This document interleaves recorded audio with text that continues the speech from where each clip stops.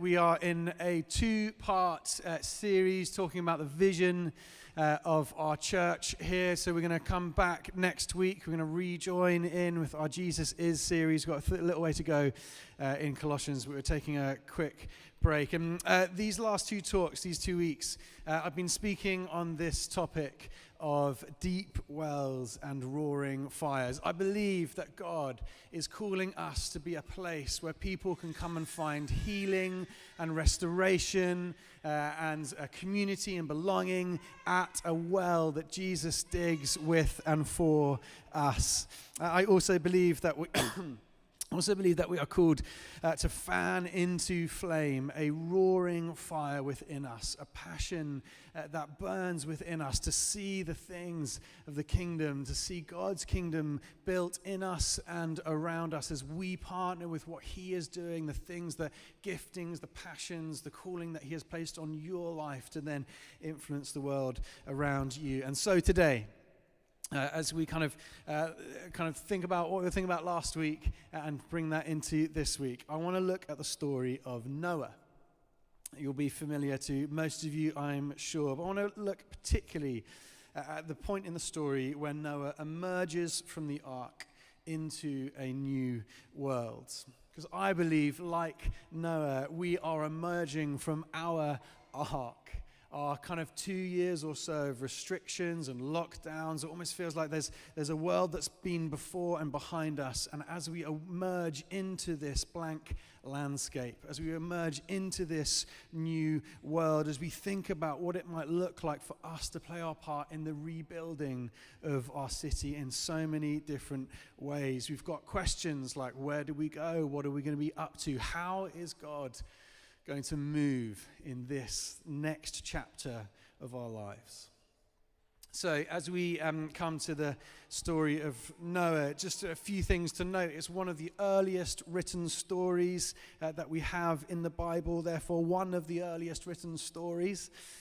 We are worlds apart from this text. This is thousands and thousands of years old. And little health warning for some of you, just FYI, there's a cheeky bit of animal sacrifice in this passage. But as I say, this is thousands and thousands of years ago. We are worlds apart. The authors of this account were literary masters. And so there is so much meaning, so much symbolism, so much for us to discover in the truth of this text in Scripture that I just do not have time to go into today. But instead, we are going to focus on what does Noah do straight after he leaves the ark. So we're going to read it together. It's going to come up on the screen here. Genesis chapter 8, if you've got Bibles with you, or turn your eyes to the screen, 15 to 21.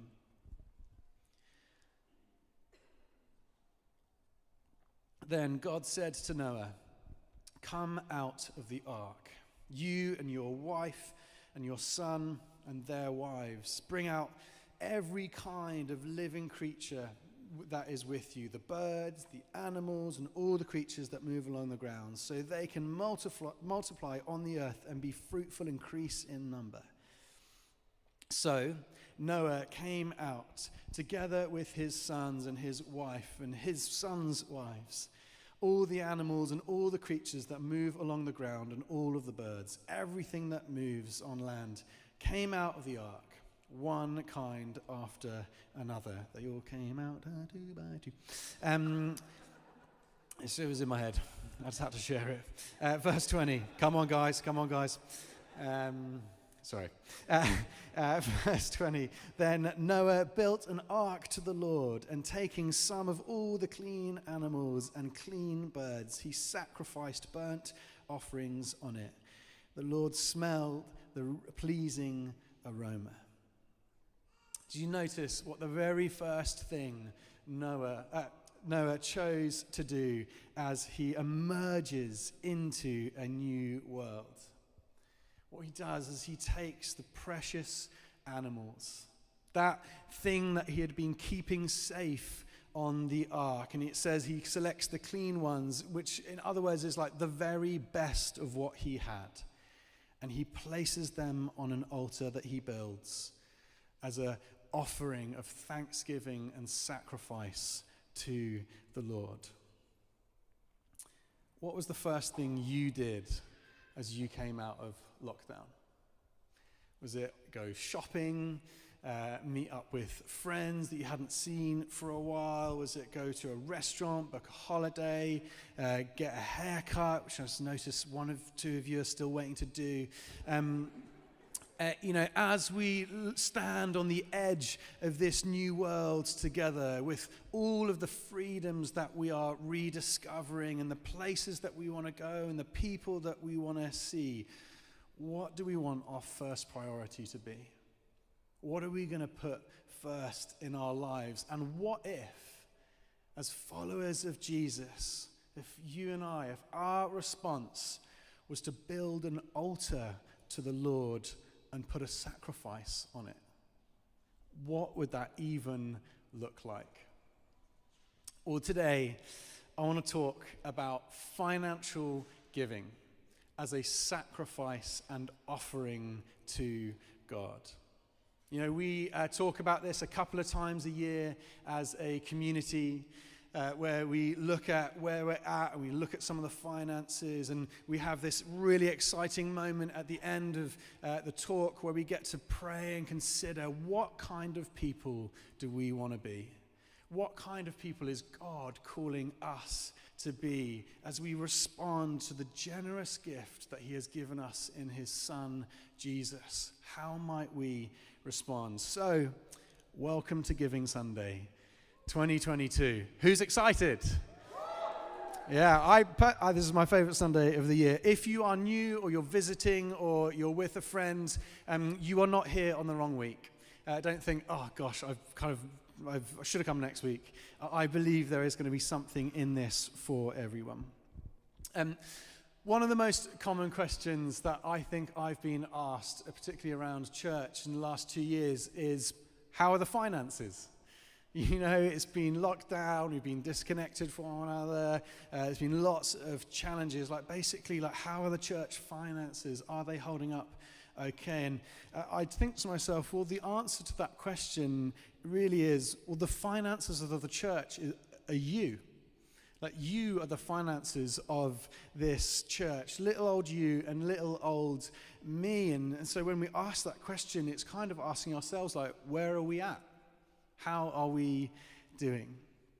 We do get some grants from various projects and initiatives that our fantastic team of both paid and volunteer go and look for and maximize our output and our investment into our vision here.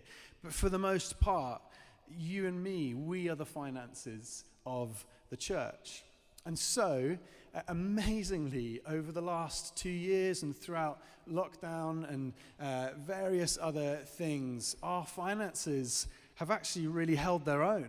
We've done an incredible job, and it's so encouraging, kind of looking at some of the reports. And even after we kind of generously sowed into our first church plant, where we sent out Ali and Steve, and we kind of commissioned around 20 or so team to go with them, the majority of them were financially contributing to the life of our church here on a regular basis. And so we had about 20 or so of our regular givers as part of that team, but we've seen new givers step up into that moment, and we are so deeply grateful.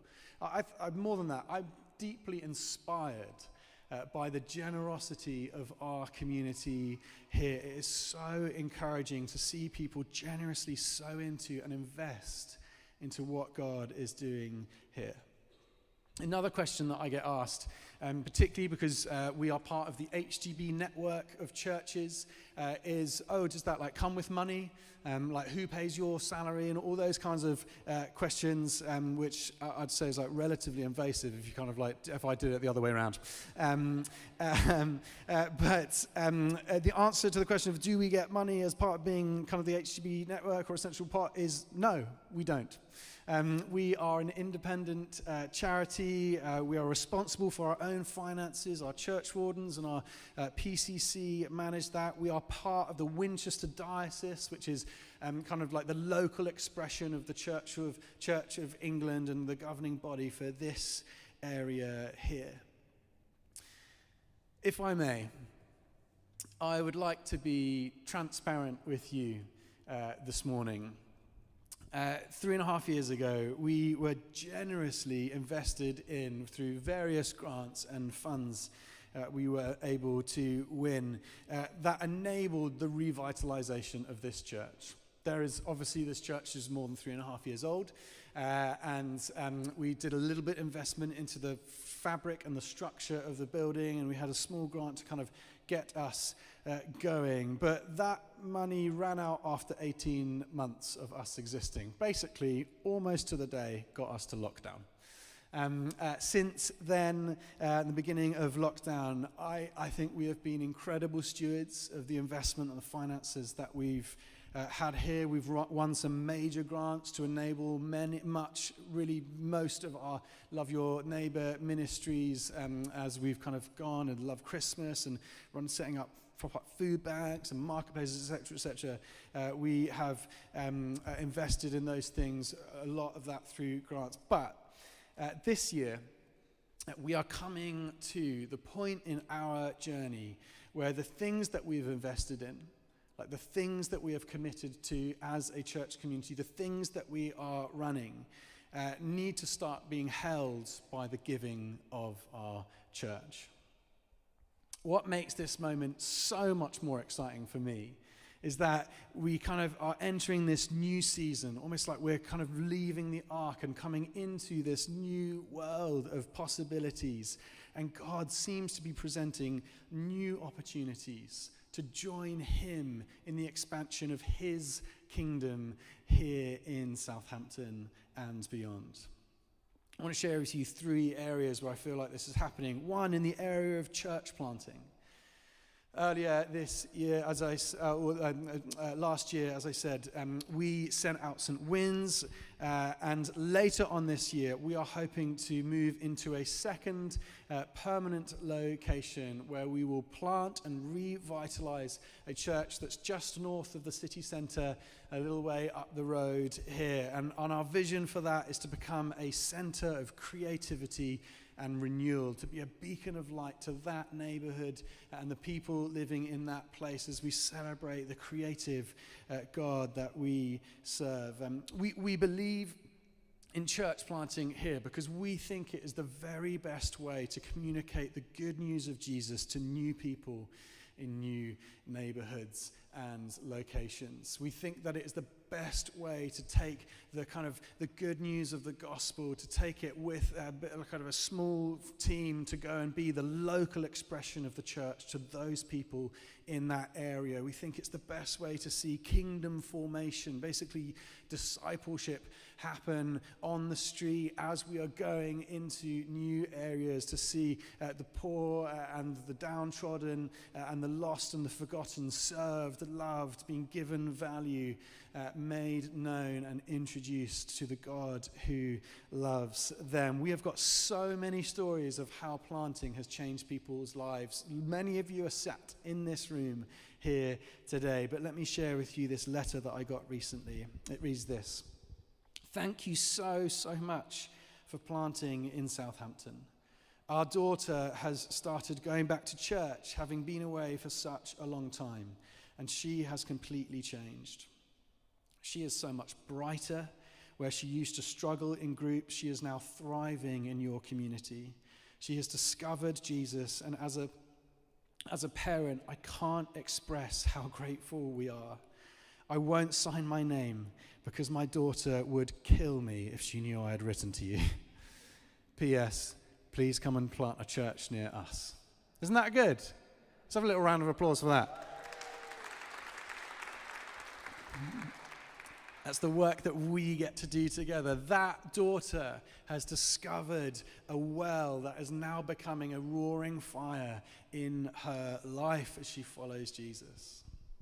Secondly, within our Saints in the City ministries, that's kind of much of the things that we do to look out to those who are in need around us. We've seen the development of our marketplace, which please do feel free to ask one of the team, just like reveal behind those dividers there. We've started a social supermarket, and its membership now is full.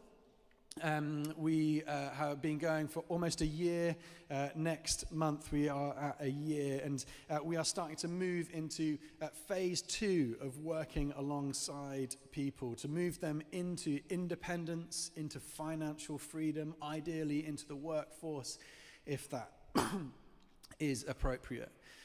We are working alongside our local surgery just around the corner now, and we have become the destination of where where most of the social prescribing happens in this area, and we have now 3 or 4 external kind of communities and people that we're working in partnership with who become part of our cafe, where people can get much needed medical appointments and other types of support.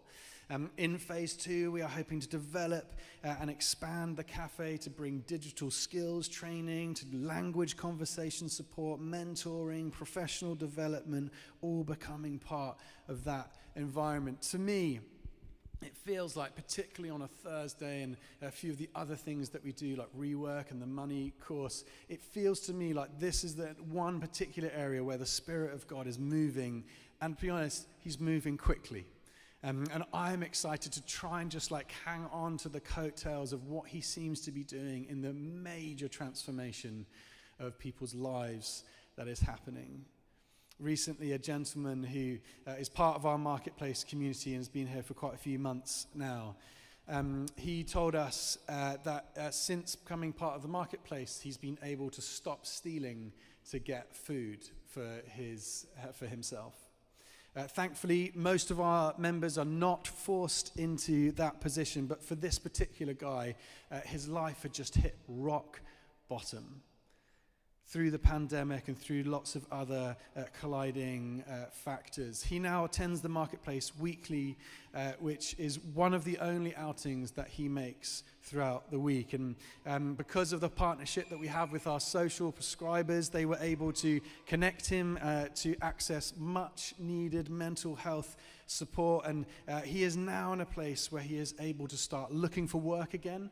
Like he is a completely different person, that he was unable to do that before. He said to us recently, he said, "Thank you," saying that since coming along to St. Mary's on a Thursday, his life looks totally different because now there is hope. There is hope for a different and better future. That man had discovered a well of life through the incredible work and welcome of our team here. And now there is a fire that is starting to burn within him as he hopefully looks towards the future. Third area, and I could basically do this for 10 hours, but you know the chicken will be overdone by then. So let me just limit it to 3. I think this third area is within our youth ministry, our Saints Youth Ministry. In September, I stood here in front of you about 6 months ago and said, we want to invest in our young people's ministry. We want to kind of sow into that area where it feels like particularly everyone's had a hard time, but particularly for teenagers, it's been a kind of a tumultuous few years in and out of school, like this kind of forming time for that age group and rising mental health difficulties as well. When I said that 6 months ago, we had 3, very occasionally 4 young people that we were connecting with throughout the week. And I'm really pleased to report back that through your investment and through Lucy and her incredible team, we now are engaging with more than 30 young people throughout the week. And we are doing that in meaningful ways on a Tuesday through our Saints Cafe and on Sundays at 5 p.m. We've got a growing group of young people who we are engaging with. And it feels like all of these things, the 3 that I mentioned and many more, they're kind of all colliding at this point where we have these opportunities to join in to what it feels like God is doing and growing within us alongside our need for financial investment and generosity. So, when it comes to talking about giving, there's kind of really 2 things to talk about. Firstly is what you are giving your money to. And when you give your money here, you are giving towards our vision of us being a community that is following in the way of Jesus, playing our part in the renewal of our city. And I've mentioned a few things that we are giving our money to. But the second thing is the people that are doing the giving. That's you and me. And so today, I want to talk about that second part, the people. Because ultimately, I believe that we've got to ask ourselves the question, what kind of people is God asking us to be through our generosity? See, most of the story of Noah is Noah responding to instructions.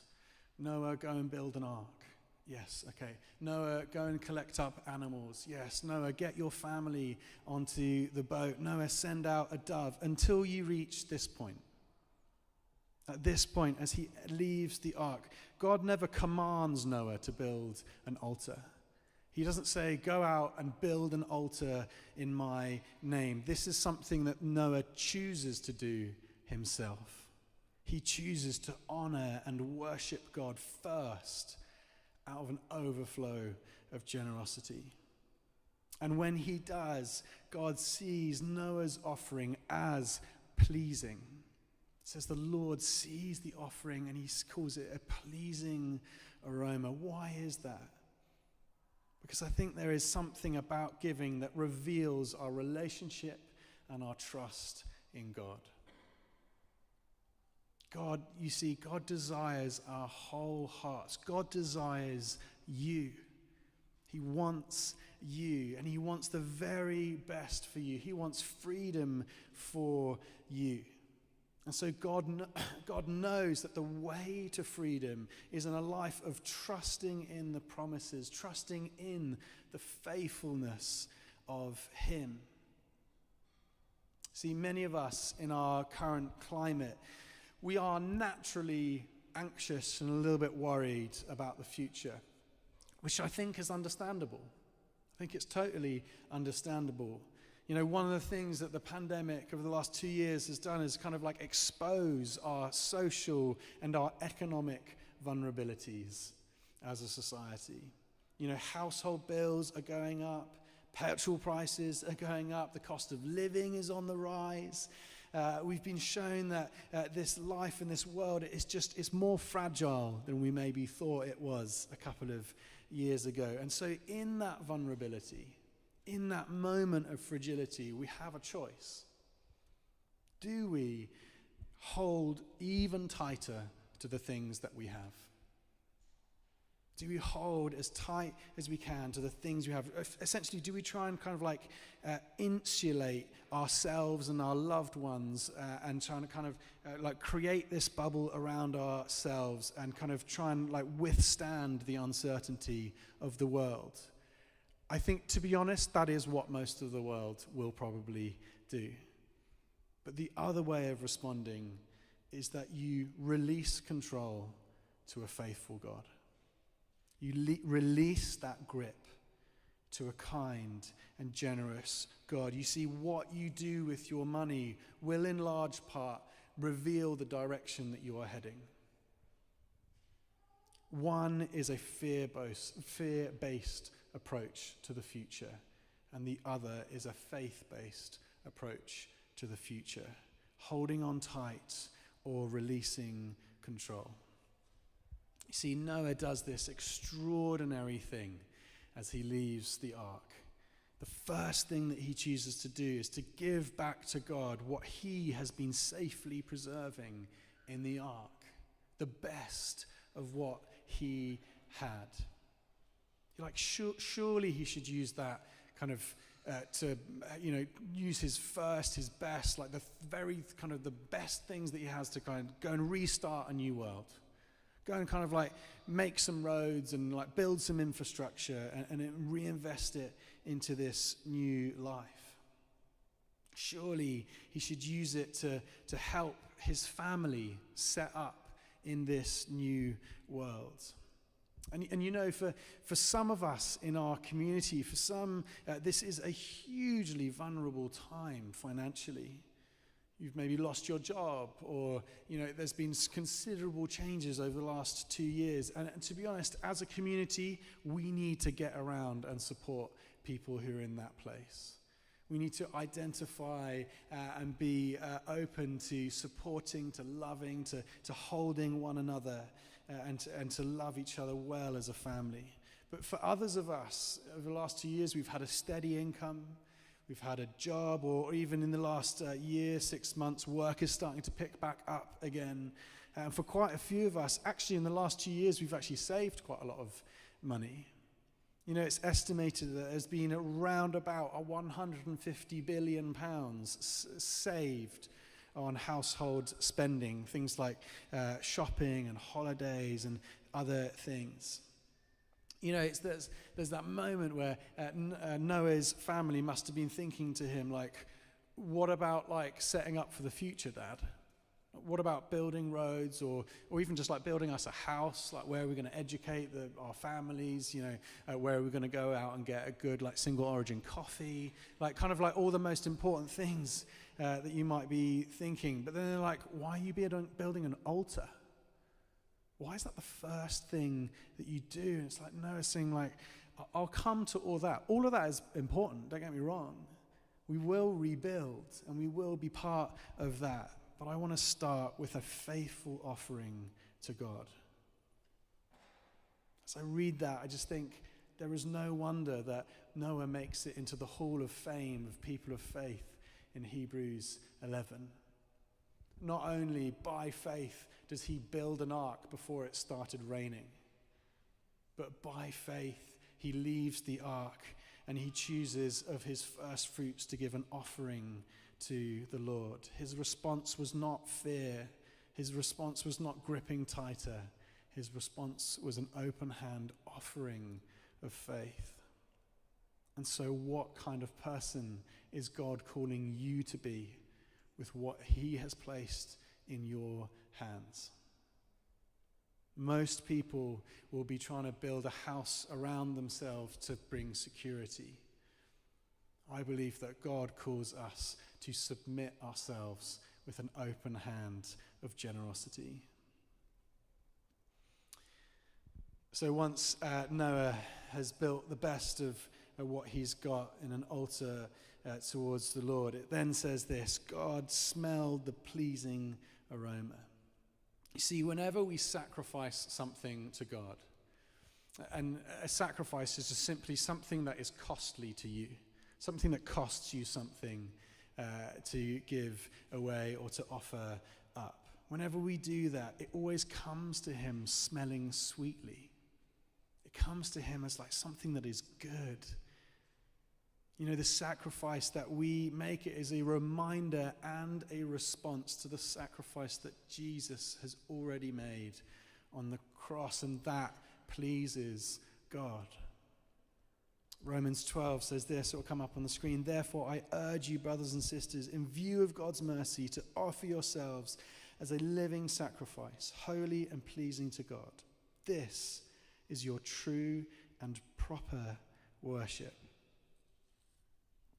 So as we sacrifice today, as we sacrifice with what we have, which is a response to the sacrifice that Jesus has made for us on the cross, where Jesus took on our sin, our brokenness, and he triumphed over death. And he rose to new life so that we don't have to live in fear, but rather that we can follow the way of Jesus in faith.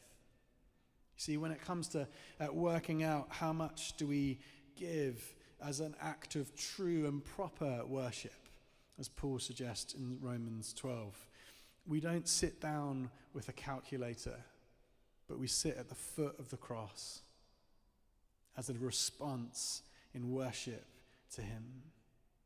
You see, our generosity is something that we embody and live out as living sacrifices, pleasing to God. As the delirious lyrics might suggest, Lord, you have my heart, and I will search for yours.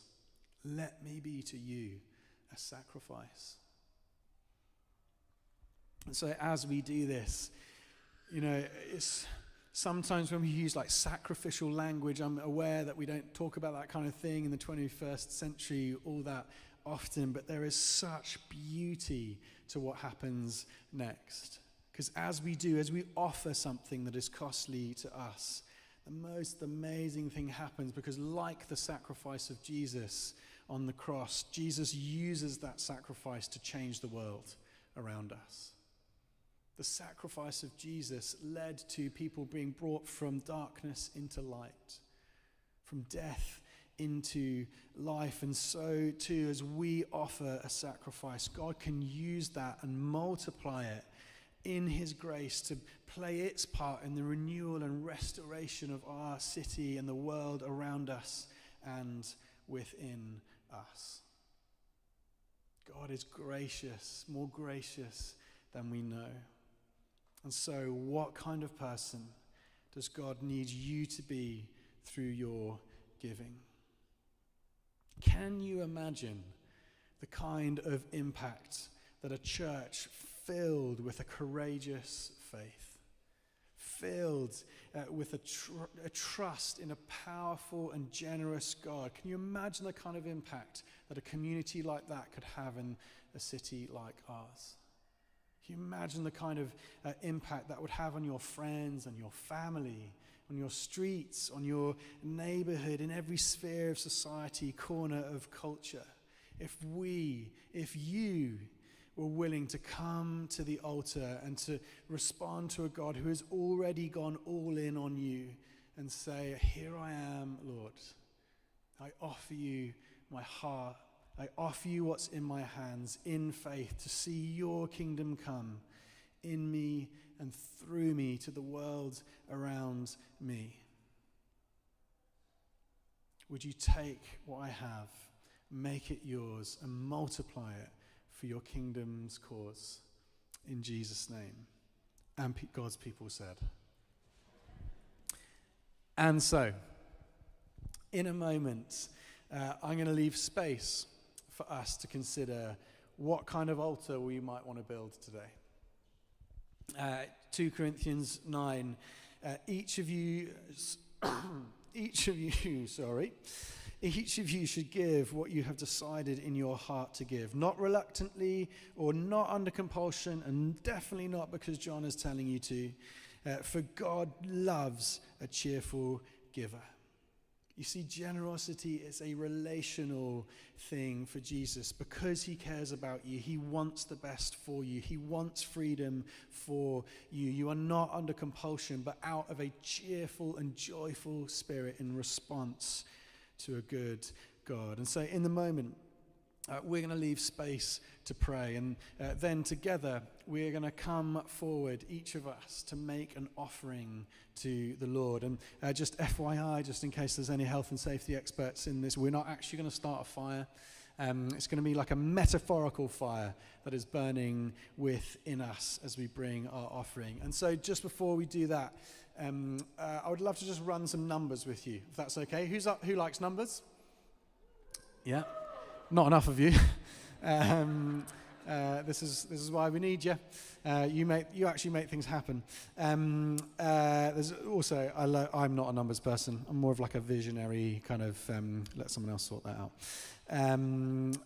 But what I would like to do is run some numbers with you before we consider what we might want to respond with. So firstly, at the moment, we currently have 140 people giving on a regular basis. That's mainly on a monthly basis to our church. Some of that number are couples or families.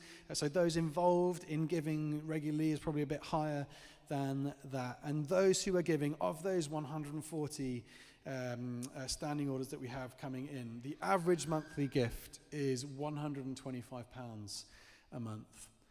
And I just want to say again, like I said at the start, that is a beautifully generous community. It's a very generous community. I feel honored to be able to give and serve alongside you. And as I said at the beginning, we are also coming to a point in our journey as a family where the things that we've invested in, the things that we have committed to as a church, are at this kind of point in our life where we are going to take on and be holding those as a church. And so for us to be able to do all of those things, the things that we have already committed to, the things that we are already investing in, we need to see an increase in our giving of... Is this... No, oh, sorry, didn't turn it on. Wait, hang on. Josh just said, the only thing you need to do is turn it on before you get up there. Let's try that again. In order for us to be able to do all the things that we have committed to as a community, we need to see an increase in our giving of £50,000 per year. What an exciting number. Isn't that so good? I'm like, this is great. That is a number that has been signed off and set by our church wardens and our PCC. That's like the board and the chair, the board of trustees and the chairs who have committed to this is what we think we should grow into this year. And as I said, this is a hugely exciting number for me. And if you see that number and you just think, gosh, John, if I had a spare 50k kicking around, I would genuinely give it to you. Hey, if that is you, please do come see me afterwards. But you might be thinking, gosh, that's a big number. How am I going to impact that? I don't have that kind of money kicking around or going spare. I think the reason that I find a number like this exciting is that it's what we get to do together as we contribute to something that is much bigger than ourselves individually.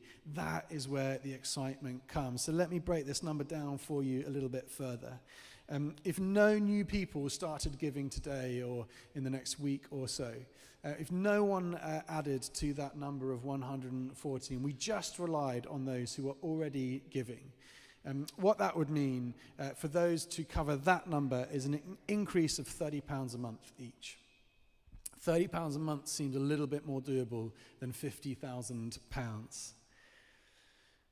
Alternatively, we could reach that increase of annually £50,000 if 30 new people started giving at our average amount of £125 a month. Those two numbers, for some of you who are already giving or thinking about starting to give, for some of you, that's far too much of a stretch for you today, for various reasons or various levels of income. And for some of you, that is a sacrifice.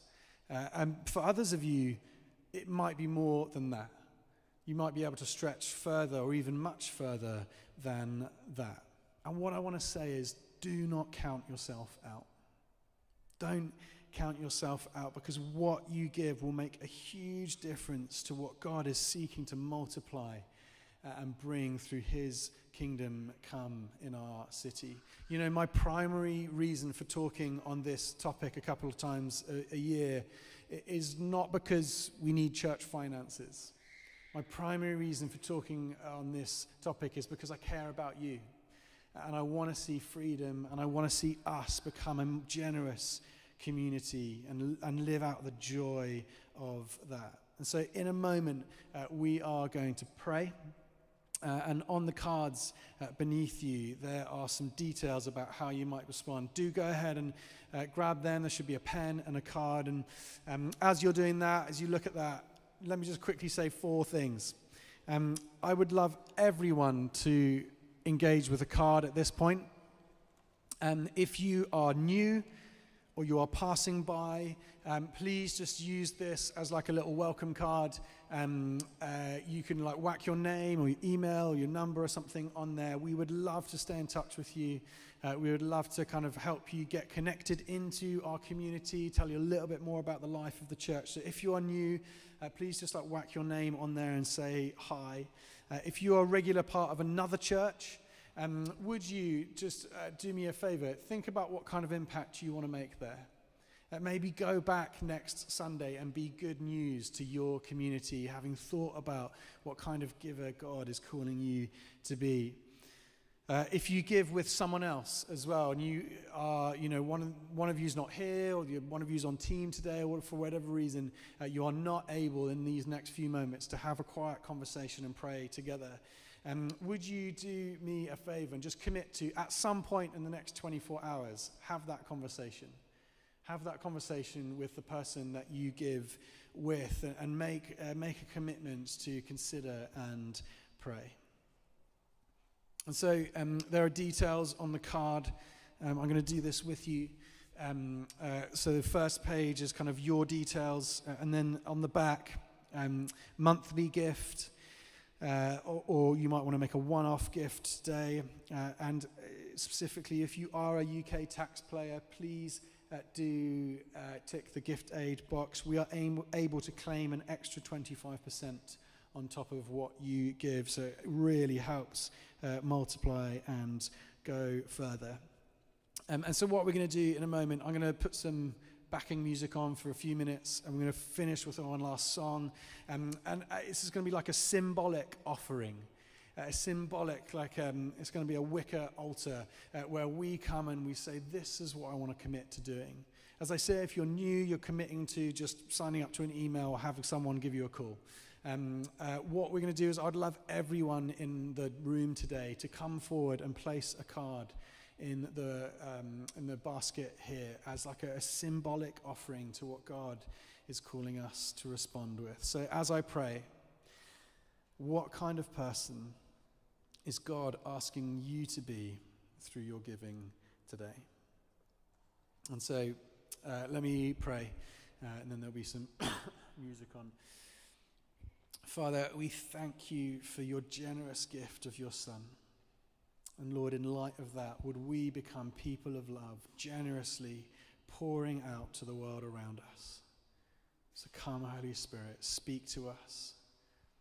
Speak to us in this moment. How would you like us to respond?